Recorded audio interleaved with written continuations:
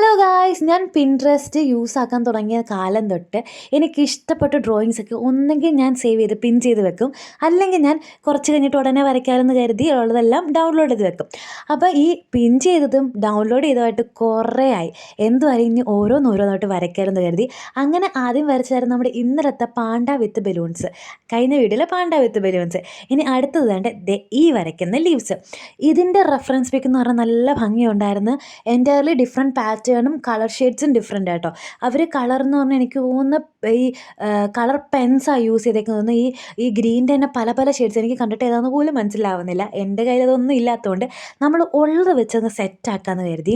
Brush Pence ഞാൻ use ചെയ്തിട്ടില്ല, കാരണം ഈ കുഞ്ഞു കുഞ്ഞു പാറ്റേൺസിന് ഞാൻ ബ്രഷ് പെൻസ് യൂസ് ചെയ്ത് കുളമാകും, പടർന്ന് കുളമാകും. അപ്പോൾ നമ്മൾ സ്കെച്ച് പെൻസും പെന്നുമാണ് യൂസ് ചെയ്തേക്കുന്നത്.